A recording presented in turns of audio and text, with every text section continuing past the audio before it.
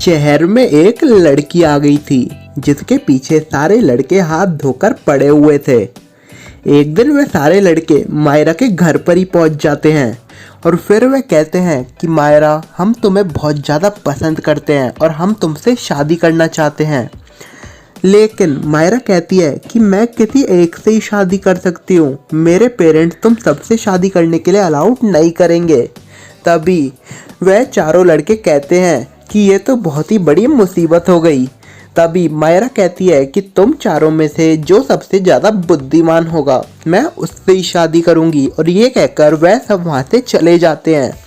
लेकिन ये क्या, थोड़ी देर बाद वह देखते हैं कि बद्रीनाथ का मर्डर हो चुका है। तभी वह चारों क्राइम सीन पर पहुंच जाते हैं और तभी वह बिना किसी देरी के पुलिस को वहां पर बुला लेते हैं। जब पुलिस वहां पर पहुंचती है तो वह मायरा से पूछती है कि यहाँ पर क्या हुआ था। तो मायरा बताती है कि सर, ये चारों मेरे से शादी करना चाहते थे और मैंने इनसे ये कहकर चली गई थी कि जो सबसे ज़्यादा बुद्धिमान होगा मैं उससे ही शादी करूँगी, और मुझे लगता है कि बद्रीनाथ सबसे ज़्यादा बुद्धिमान था, इसलिए इनने इनका मर्डर करा है। तभी पुलिस समझ जाती है कि इन तीनों में से ही किसी ने बद्रीनाथ का मर्डर करा है। तभी वह उन तीनों से सवाल जवाब शुरू कर देती है। तो पुलिस तीनों से कहती है कि अब हमें पता चल चुका है कि तुम तीनों में से ही किसी ने बद्रीनाथ का मर्डर करा है, तो अब जल्दी जल्दी बता दो कि तुम तीनों में से बद्रीनाथ का मर्डर किसने करा है। तभी वह तीनों कहते हैं कि सर, बद्रीनाथ हमारा एक क्लासमेट और साथ में एक अच्छा दोस्त था, और हम इस मायरा के चक्कर में अपने इतने अच्छे दोस्त को क्यों मारेंगे। तभी पुलिस को कुछ भी समझ नहीं आता। तभी वे जब ध्यान से देखते हैं तो पुलिस को बद्रीनाथ की लाश के पास एक कागज का टुकड़ा मिलता है। वह उसे उठाते हैं, उस पे कुछ नंबर लिखे हुए थे। पुलिस उन नंबर को ध्यान से देखती है और तभी समझ जाती है कि ये मर्डर किसने करा होगा। क्या दोस्तों, आप मेरे को बता सकते हैं कि बद्रीनाथ का मर्डर किसने करा होगा? अच्छे से सोचिए और उस क्लू को जरूर देखिए ध्यान से, क्योंकि उस क्लू में ही आंसर छुपा हुआ है। आपके पास सोचने के लिए 10 सेकंड है।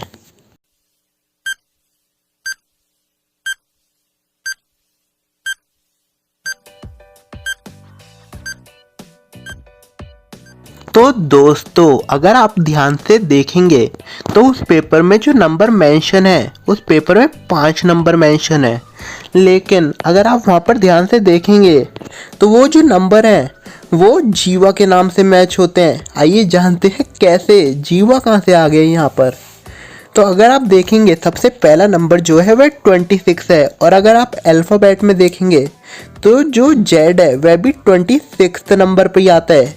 और वैसे ही अगर आप सारे अल्फ़ाबेट को देखेंगे तो आपको पता चल जाएगा कि सारे नंबरों से जीवा का नाम बन रहा है। यानी बद्रीनाथ ने क्लू के तौर पर मरने से पहले वो पेज छोड़ दिया था ताकि पता चल सके कि जीवा ने ही बद्रीनाथ का मर्डर करा है। तो दोस्तों, लिटिल सिंघम के इस मस्त दिमाग के लिए अभी के अभी वीडियो को लाइक कर दीजिए, उससे हमें मोटिवेशन मिलता है। चलिए, क्या अब आप मेरे को बता सकते हैं कि इसमें से इसकी करेक्ट शैडो कौन सी है? अच्छे से देखिए और अपना आंसर कमेंट कर दीजिए।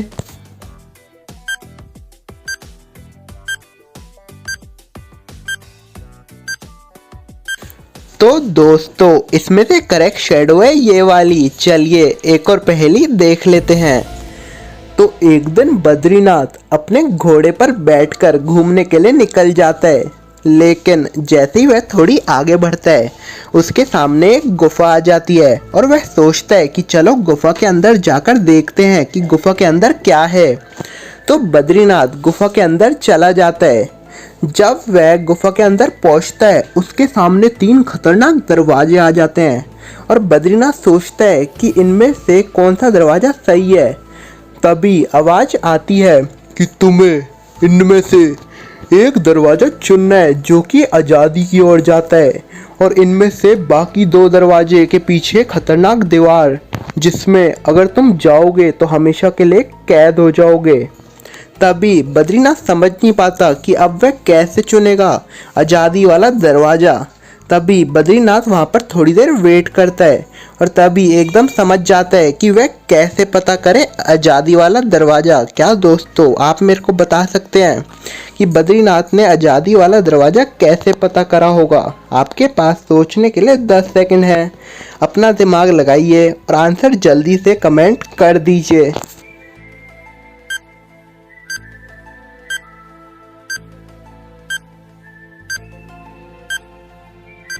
तो दोस्तों जैसा आपको पता है कि जो आज़ादी वाला दरवाज़ा है वो बाहर की ओर जाता है और जहाँ तक हमने देखा था कि बद्रीनाथ जब आ रहा था तब दिन का समय था। तो बद्रीनाथ ध्यान से देखता है कि कौन से दरवाजे से सन रेस आ रही है यानी सूरज की किरणें, क्योंकि वह आज़ादी वाला दरवाज़ा है। तब बद्रीनाथ को पता चलता है कि बीच वाले दरवाजे से सन रेस आ रही हैं यानी वही पक्का आज़ादी वाला दरवाज़ा होगा, क्योंकि बाकी दो के पीछे तो दीवार है जिसमें अगर बद्रीनाथ जाएगा तो हमेशा के लिए फंस जाएगा। तो बद्रीनाथ बीच वाला दरवाज़ा चुन लेता है। चलिए क्या अब आप मेरे को बता सकते हैं कि इनमें से कौन सा ऑड वन आउट इमोजी है? अच्छे से देखिए और अपना आंसर बता दीजिए।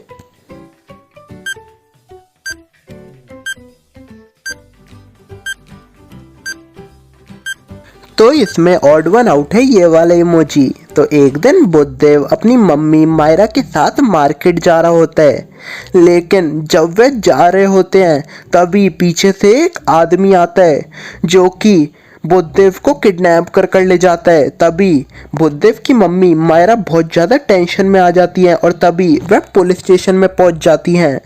जब वह वहां पर पहुंचती हैं तो वह पुलिस से कहती है कि मेरा एक छोटा सा बेटा था जिसे एक पीछे से आदमी आता है और फिर वह किडनैप कर उसे ले जाता है और अभी वह कैसा होगा मुझे कुछ नहीं पता, मैं बहुत ज़्यादा टेंशन में हूँ। तभी पुलिस कहती है कि आपको किन लोगों पर शक है?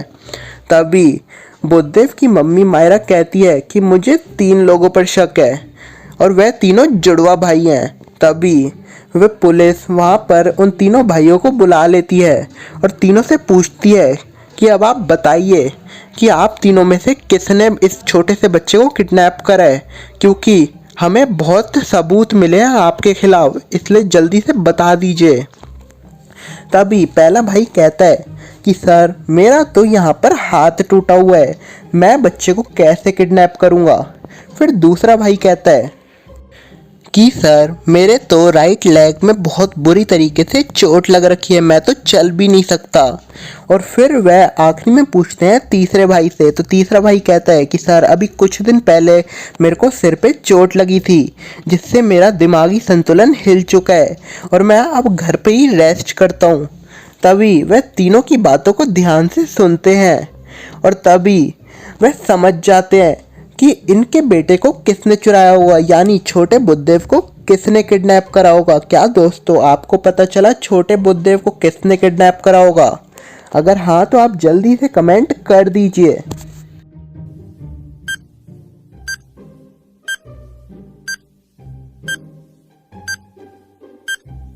तो दोस्तों अगर आप ध्यान से देखेंगे तो जो सबसे पहला भाई है बद्रीनाथ, उसका जो है राइट हैंड फ्रैक्चर हो रखा है, लेकिन जो उसने रिपोर्ट दिखाई थी उसमें साफ साफ पता चल रहा है कि उसका वो लेफ्ट हैंड की रिपोर्ट है, यानी वह खाली नाटक कर रहा है।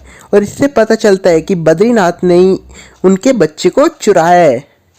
क्या दोस्तों आप मेरे को यहाँ पर देखकर बता सकते हैं कि इनमें से किसके पास जादुई छाता है?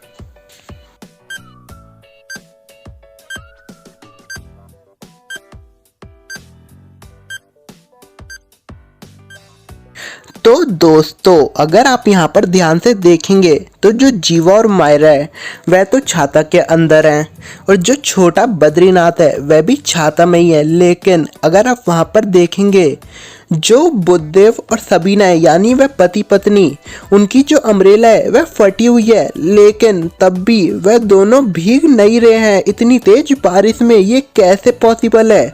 यानी पक्का या तो वह खुद जादूगर हैं या फिर उनके पास जादुई छाता है। तो दोस्तों आज के एपिसोड के लिए इतना ही। अगर आपको आज का एपिसोड अच्छा लगा तो चैनल को सब्सक्राइब कीजिए।